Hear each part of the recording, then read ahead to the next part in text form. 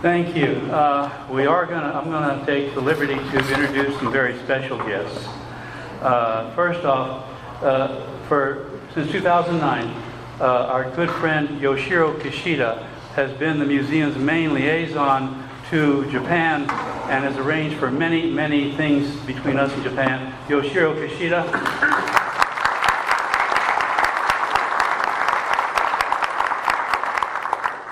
Some of you may have seen Yoshiro presenting. He comes every year and presents at least once a year at the Living History program. So some of you may have seen him over in the program. When he's not leading the Japanese role, Shane Walker over here is filling in, doing the Japanese role and telling Japanese history. In addition, from the museum, Barbara Ford and Amelia White are both here. I keep doing that. Amelia.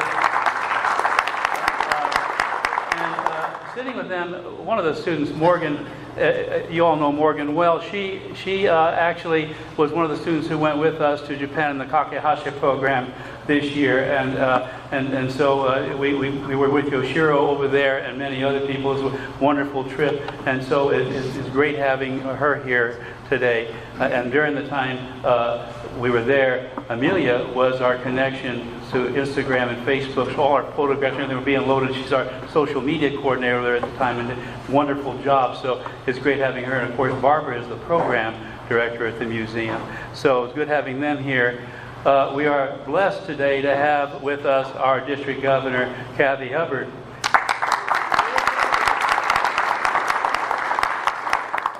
He was introduced earlier as a member of the Morning Club, but John Hutcherson, our president, our governor-elect for the district, is here as well. Coming from the Consulate General's office in Houston, my good friend is here, Vice Consul Takeshi Seguria.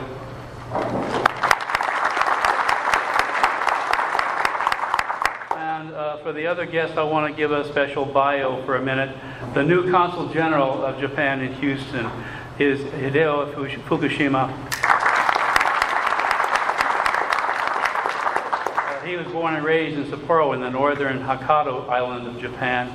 He received his bachelor's degree from the University of Tokyo's Faculty of Law and his master's degree from Johns Hopkins School of Advanced International Studies. In 1985, he joined the Ministry of Foreign Affairs in Japan, and during his distinguished career, he was served as the Director of Climate Change Division for Global Environmental Division, the Global Environment Division as well, the Director of the Public Diplomacy Division, the Minister of Public Affairs of the Embassy of Japan in the United States, Minister, Head of Chancery at the Embassy of Japan in the Russian Federation, the Minister, Deputy Chief of Mission at the Embassy of Japan in Italy, the Minister, Deputy Chief of Mission, Permanent Representative of the United States, ESCAP, Embassy of Japan in Thailand, and now he's the Consul General here in Houston. And so this is his first visit to Fredericsburg.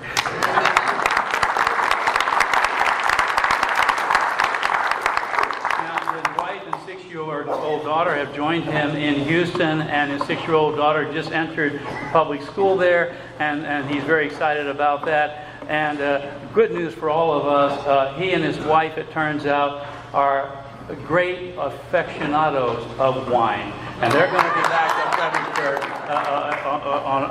So I expect we'll see them again in the near future, and looking forward to that. That's a wonderful thing to have these people here, and he got to meet General Hagee for the first time this morning as well, so this is the beginning of a long and so good. The city manager got a chance to meet him, so we're working towards more relations between Fredericksburg and Japan, and we're looking forward to that as it develops. Finally, we have a couple of things to announce about what's going on with Rotary. Number one, Mike Elvire. Yep, very quickly on your tables you will see the sign up. We're having our fall pickup on the highway beautification. We're going back to 9 o'clock. Pay attention to that. We don't have the heat to worry about anymore, so we're starting at 9 o'clock on the 29th. Come out and join us for a very brief pickup. It looks pretty clean out there, and a good breakfast. Thank you, Mike. And Dave, we have still a few slots available for water sign up for Oktoberfest. That's correct. We have a couple of slots left, so if you want to like us and volunteer, sign up. Thank you. So, and with that, does anybody have anything else? Yes, I just got word from Della about 5 minutes ago that everyone who has already turned in a background check is cleared for reading rodeo for tomorrow morning at 7:30. If you can make it. Okay, so once again, we have no criminals who have signed up. We're good. Thank you. That's good. That's good. That's very good. Thank you. And so reading rodeo is often rolling again with the elementary school. Then I have the opportunity now to introduce our keynote speaker. And we're going to do this with a tag team. I'm going to start, as you can see on the opening slide here, describing the overall geography so you understand what we're talking about, and also the political reality of what's going on right now with the islands that are in dispute.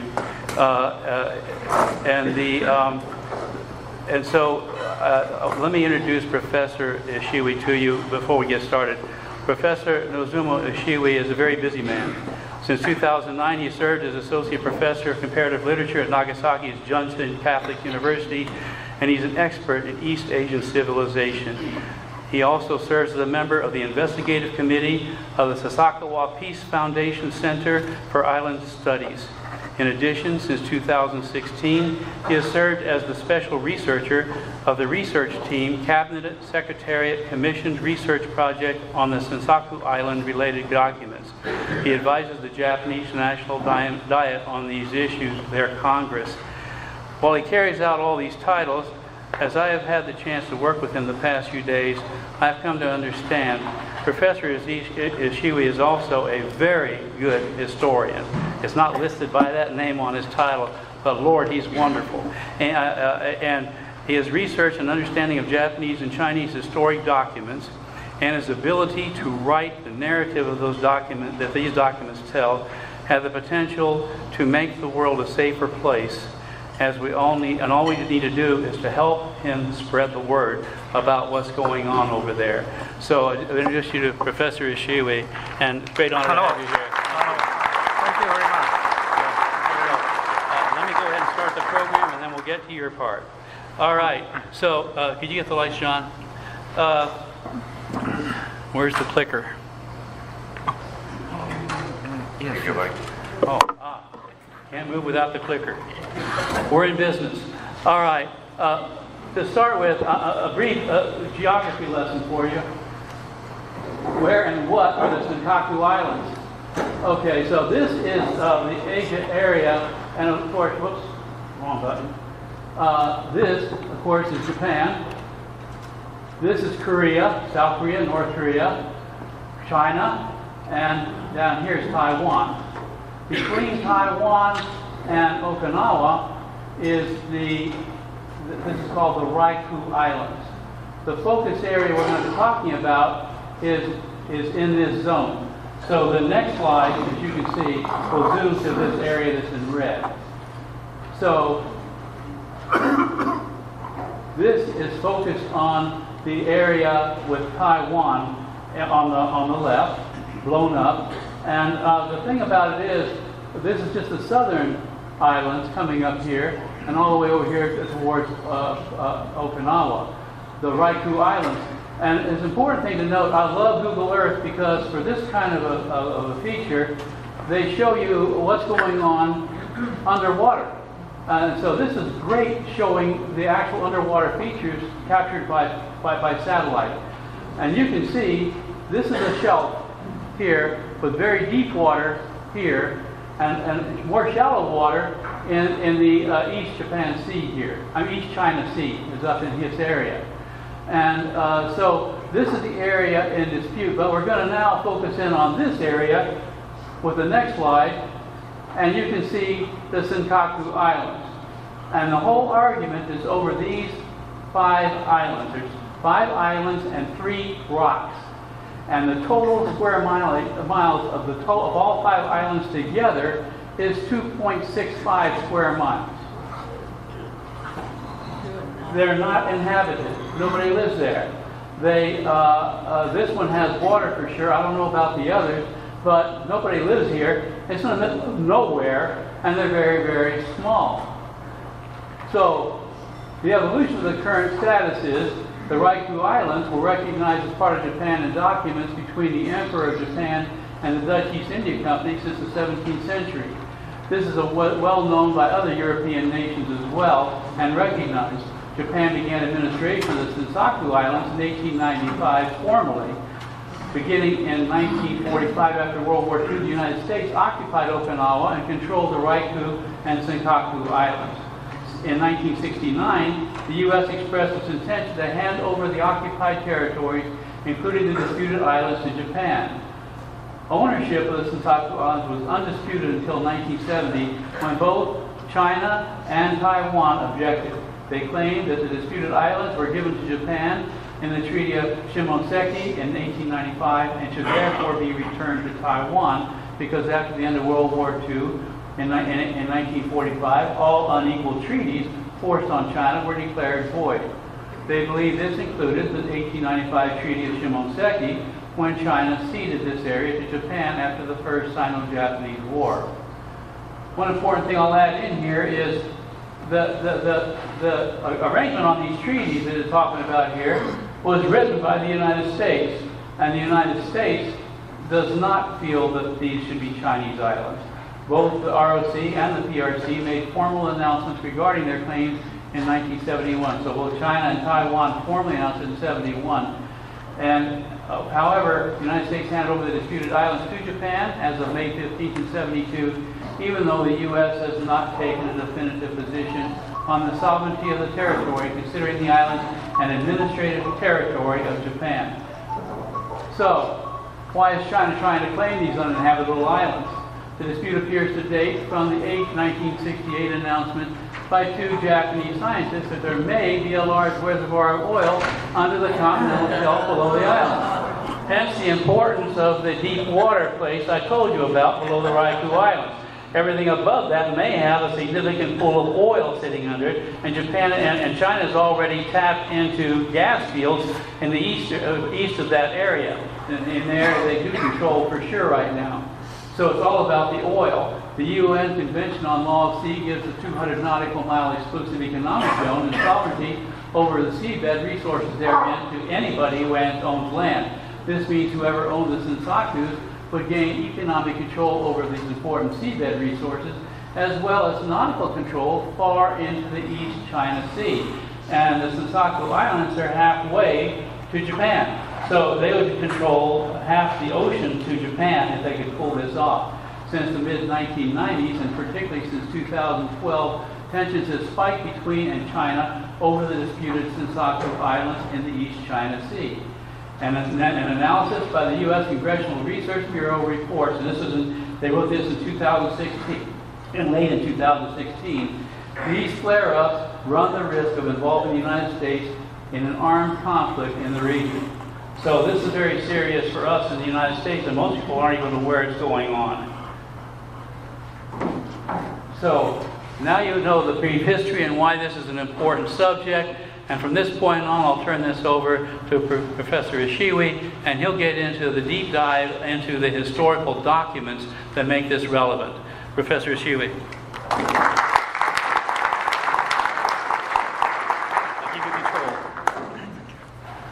Thank you very much. Please wait a moment. Okay, you're going to do it from here? Good.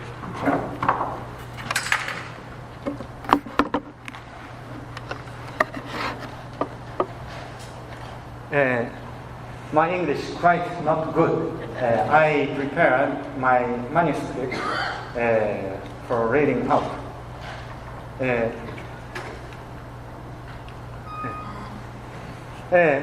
Please see this map. This is yes. This one. Historical map. I explain this map. Here, Senkaku Island, Chogyo Island, one of the name of Senkaku Island. And here, also Chogyo Island. Please pay attention. Would you like to hold it and then you can?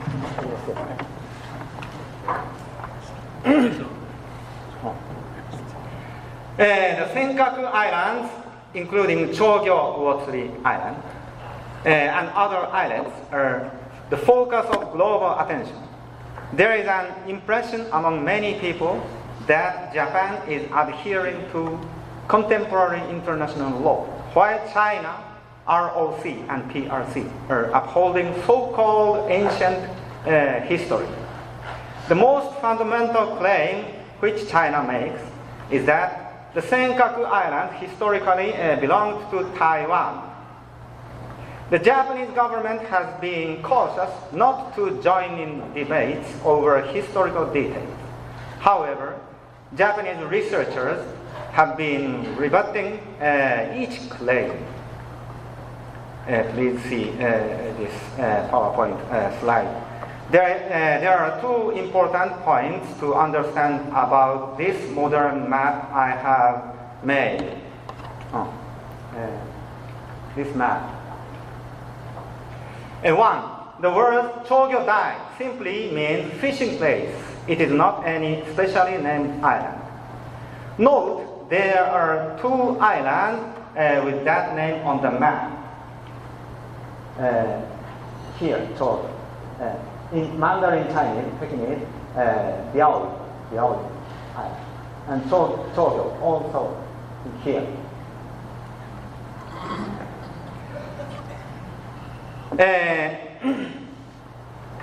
The Chinese governments are intentionally using the common language to confuse this island with that island. Two, the historical maps reference a place at the northeast edge of Taiwan, now called Keelung. The following modern map shows the north and east edge of territory claimed by Qing Kingdom, China, before 1895.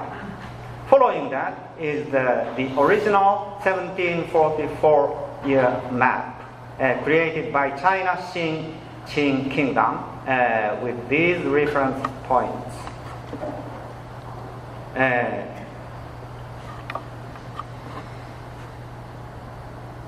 To Chogyo, Diaoyu Island.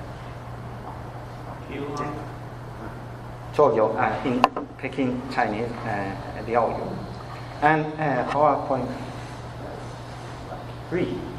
I have created a modern map that shows the historic boundaries China established during the Qing Kingdom, marking boundaries north and east of Taiwan. This one. I have boundaries north and east of Taiwan. Senkaku Islands are north of Keelung. Senkaku here. North of Keelung and east of Sancho. Cape Santiago also means Cape Sancho. Here, Sancho. East of Cape Sancho. Clearly situated outside the Qing Kingdom border. Following is the historic 1744 Taiwan Prefecture map in Daishin Itoshi, or records of the unity of the great Qing Kingdom. It clearly marked its northern border as Keelung Fort.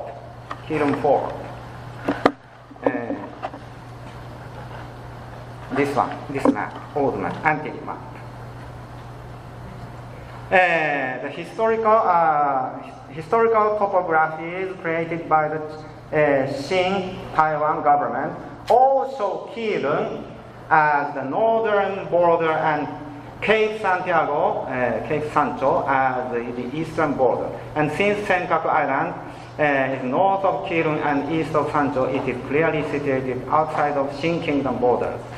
1744 Taiwan Prefecture map. This is Taiwan Prefecture map in Daishin Itoshi for records of unity of the Great Qing Kingdom. It clearly marked its northern border as Keelung Fort. This character.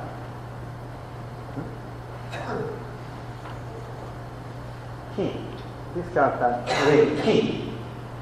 Key. And this character, Dun. This character, fort, means fort. And this character means border. Keelung Fort border.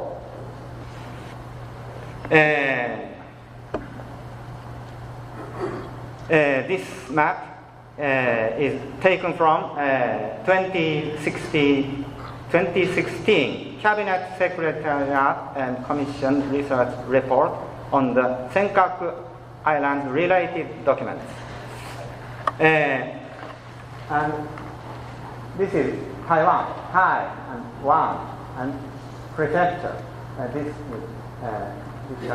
map.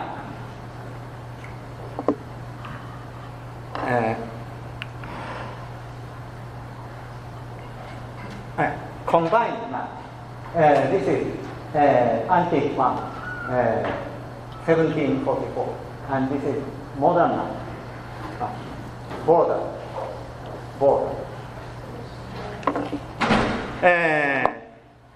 Next slide. Now I begin to talk the main points of this presentation. 1. In 1722, the Qing Kingdom's famous and important document called Taikai Shisaro is their main basis for claiming the Senkaku Islands. This classic document records only one island called Chogyo. 2. One official 1970 Taiwan government document recognized Chogyo Dai Island, described in the Taikai Shisaroku, being located southeast of Taiwan, and not the Senkaku Islands. When you compare these two documents, it is clear that the Chogyo Island can only be Sansendai, and the Taiwan government admitted this in 1970. Today, both China and Taiwan are silent about this fact.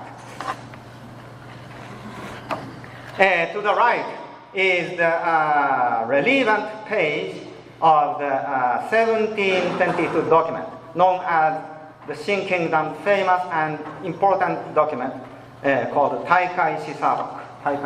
This is important one. This is Taikai Shisarok, means a record of ship dispatched to Taiwan Sea.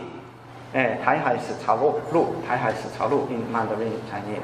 Written by Taiwan Chief Inspector Ko Shukkei, Huang Shujing, in which he states, beyond the mountain is the ocean, and to the north is an islet called Chogyo Dai.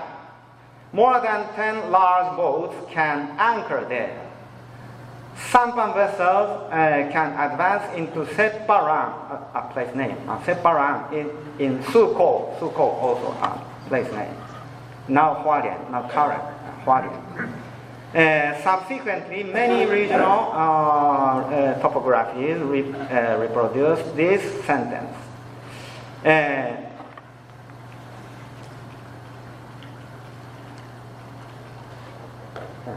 Here, current Hualien, and here, Taitung County, two important places, and Chogyo Dai here, not center. Beyond the mountain, the phrase beyond the mountain means the eastern part of Taiwan. Taiwan mountain here, central mountain, and east of mountain means eastern Taiwan. Suko and Separan refer to what is now current Hualien.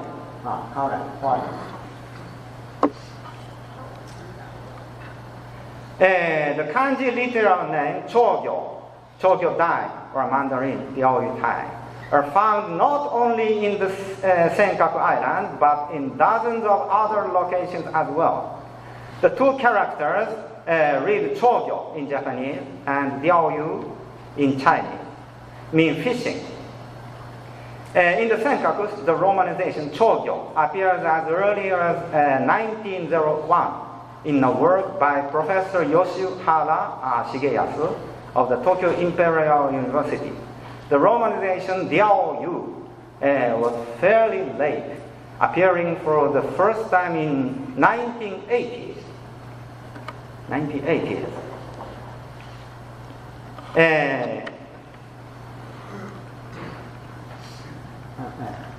This is Taikai Shisaroku.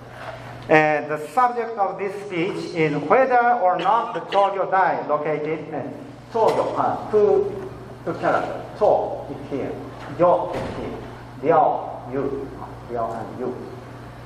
The subject of this speech is whether or not the Chogyo Dai located beyond the central mountain of Taiwan and to the north is the islet in the Senkaku Islands or not. This is Sansen Dai between Karen, Hualien and Taidong, Taitou County. Sansen Dai being south of Karen and north of Taitou. The next, the text that states Chogyo Dai is the north is written from the viewpoint of looking from the south to north, from the south to the north. Accordingly, if we compare it to the contemporary place names, only Sansen Dai, Mandarin, Sanxian Tai, on the southern side of Seikoko, here, Chengguanghao, Seikoko. Southern side of Seikoko matches the bearings of being south of Karen and north of Taitou, Hualien and Taidong. Sansen Dai topography allows 10 large boats to moor this bay. Sansen Dai has a topography that would unquestionably allow 10 large boats to moor there. Sansen Dai picture, photo by me.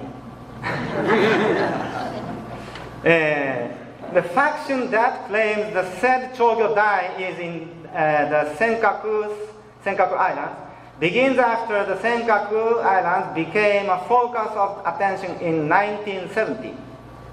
The earliest example is a work by Go Fukuin, Wu Fuyuan, in 1974, which set the precedent, but it did not gain widespread attention. After Go Tenei, Wu Tianyi broadly promoted this argument in his 1994 book. Many people began treating Taikai Shisaroku as one of the historical documents on Senkaku Island. Here, I'd like to add a new discovery. In 1954 and 1970, the government of Republic of China, Taiwan, published the draft of Taiwan Province General Record, Taiwan Shou Tzu Shi Ko, and the Taiwan Province General Record, Taiwan Shou Tzu Shi. They both cite the Chogyo Islet from Taikai Shisaroku and refer to it as Taitou County. Now, treat Chogyo Dai as belonging to Taitou County. This is the official opinion of the Taiwan government. Please see the original text. This one. On the left, the kanji I have noted with a red line in this 1954 draft document. Sorry. This one is draft document, left side. From Taiwan, draft 1954 draft document from Taiwan government explains that Chogyo Dai in the historic 1722 document means today's Taito County, where Sansendai Island is located. On the right, on the right, the same kanji I have noted with red line from the final 1970 version of this document says the same thing. Therefore, even after China and Taiwan in 1970 argued Chogyo Dai means Senkaku Island, their own documents disagree with this argument. This Chogyo means fishing place. Chogyo, character Cho and Yo. This is right side is draft version. Chogyo, same sentence. Chogyo Dai. And this is Thai. This is Taidong County. It means Chogyo Dai, Diaoyi Thai, belongs to Taidong County of southeast side of Taiwan, not Senkaku Island. It's official document. In the debates over the Senkakus,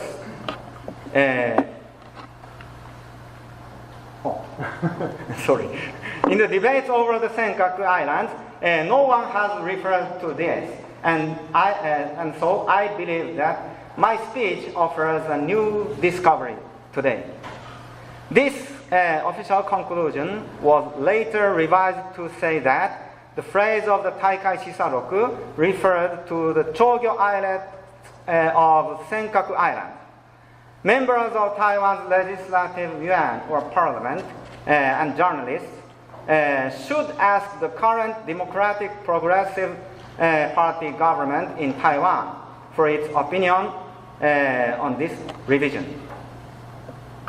The president or foreign minister of Taiwan must provide an answer as to which version is correct, the pre-revision or post-revision version.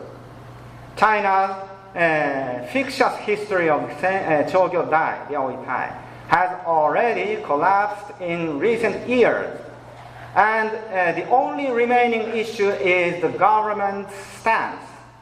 Let us wait and see what develops, keeping our eyes peeled and our ears open. This completes my presentation. I will ask Yoshiro Kishida, Mr. Yoshiro Kishida, to assist me now to make sure I can understand any questions. Thank you very much.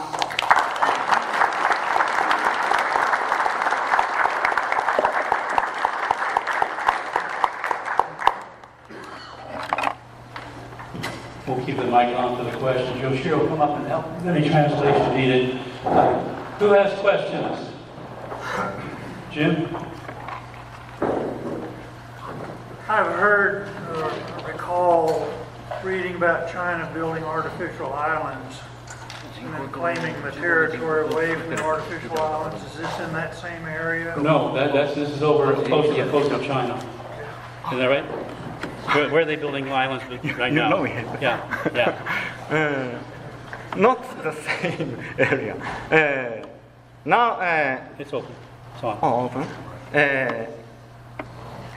South in, they 飛行場など、土木工事をしているのは南シナ海で、尖閣は東シナ海ですということでちょっとお願いします。There is the island what you told. It is called the South China Sea.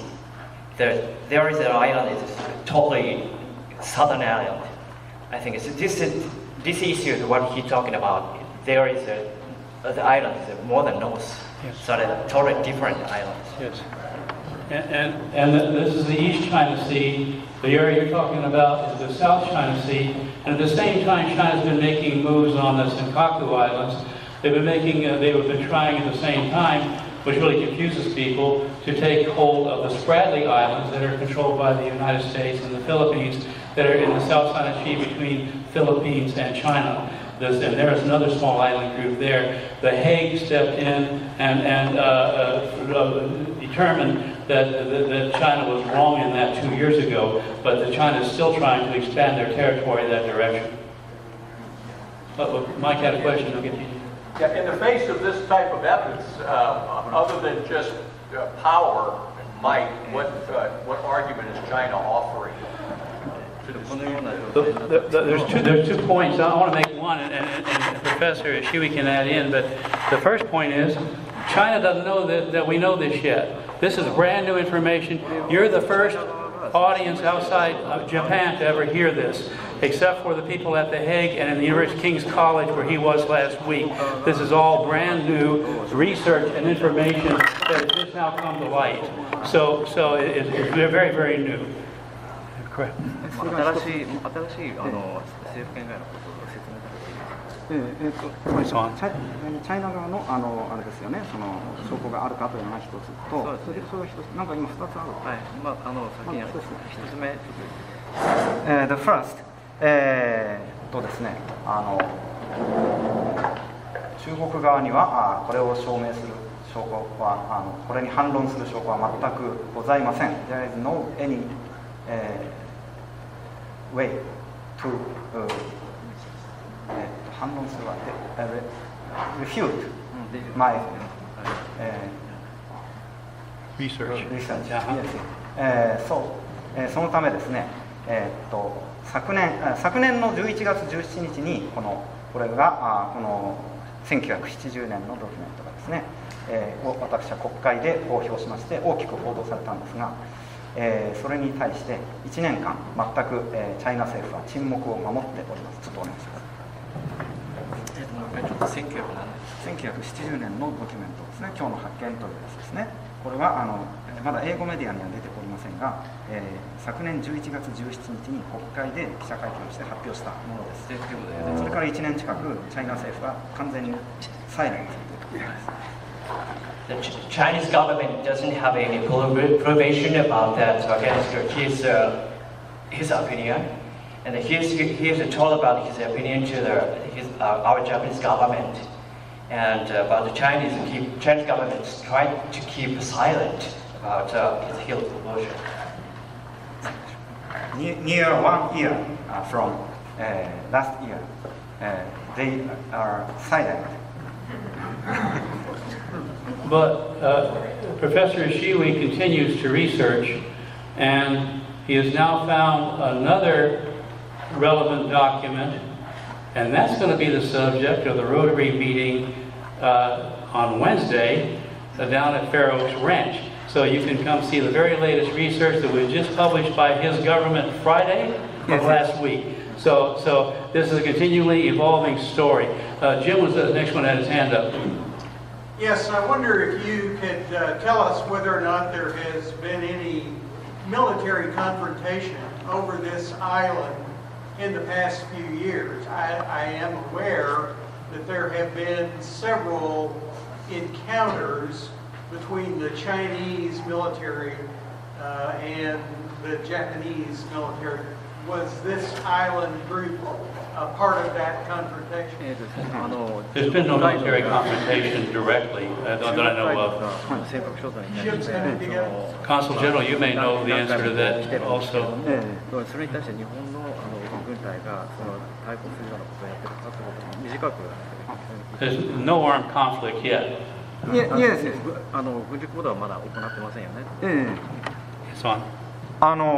ですね、そのチャイナネイビー、only come to そのつまりコーストガードですね。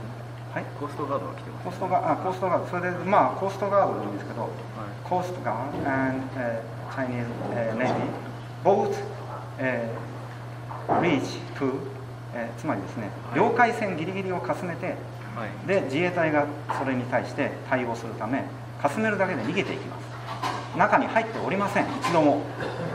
ちょっとかすめたのは入るうちに入るんですけど、かすめるだけで逃げていきます。もう全くもう尖閣の守りは軍事的には完璧です。ちょっとお願いします。I'm really hesitant to make an answer in front of the staff come from foreign affairs from Japan, Japanese government here. So, but the Chinese Navy tried to came to the territory of the island closely. I think 12 miles from the territory, they're very close from there.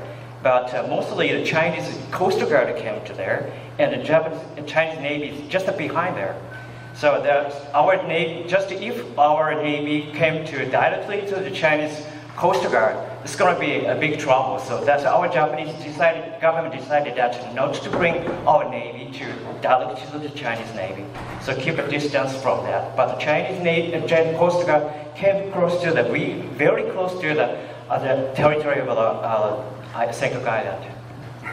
多分ちょっと違ってですね、要するにチャイナは逃げるんだ、だらしないんですよと言いたいんですよ。要するに領海線ギリギリまでかすめるだけで脅か He told me that the Chinese Navy really scared to come close to there, so just keep away from there. That's why they are really scared. This is a fact.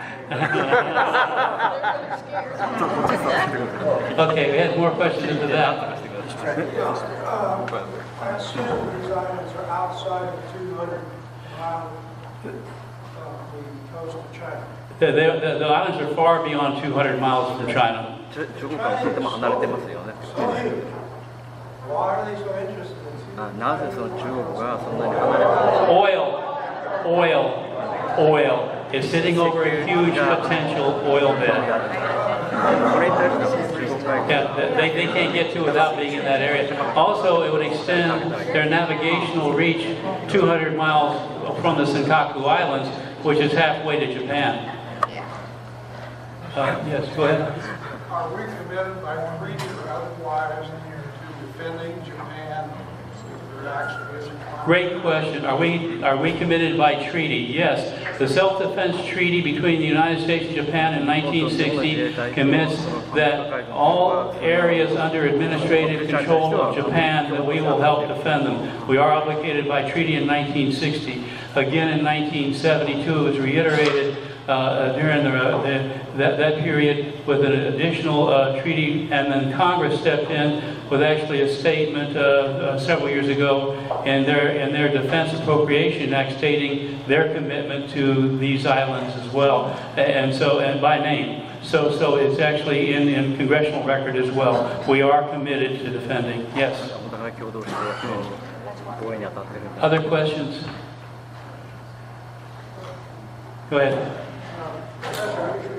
You had mentioned that China and Taiwan, they're not united, are both 中国と台湾 looking to が acquire these islands. China and Taiwan are both looking to control the islands, but China is deferring to the fact these islands are considered to be part of the Taiwan area that China is still trying to maintain is under Chinese control, but they're deferring to Taiwan as having the better strength and argument, so they're deferring to Taiwan. That's for certain in this regard. But then they feel that they can work with Taiwan, and they're working hard on improving relations with Taiwan on issues like this, so that they can work together internationally against Japan and other nations. Is that correct? I think that's pretty correct for the way it's going right now. So, as you can see, we've gotten past our time. Questions were wonderful. I deeply appreciate it. Anybody who has additional questions can come up and visit with Professor Ishiwi afterwards. Although, give us a few minutes. I want to see if we can take a photograph over here in front of our Rotary banner with the Consul General, Vice Consul, and our keynote speaker after the program is over. So we'll be clearing this zone for that as quickly as we can right after this is over. And thank you very much. This has been a great meeting. We've got a couple things to take care of. First off, Professor Ishiwi, you get to make a good friend today. We have a fishbowl here. Choose a name. Choose one? Yeah, just choose one.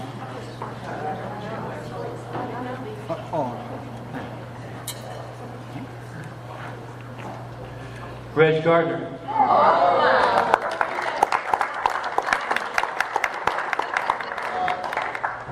And while he's coming up, we ask that you will autograph this book and to our elementary school library. So we open it up as a place here for you to autograph the book for our students. Bottle of house wine. Bottle of house wine. All right, wine is the subject today. Very good. Thank you very much. Please, if you have a chance on your way out, pick up a bag of trash, and we will end with a four-way test. Everybody will please stand. The four-way test are the things we think, say, and do. First, is it the truth? Is it fair to all concerned? Will it build goodwill and better friendships? Will it be beneficial to all concerned? Thank you all very much for staying over. This has been great.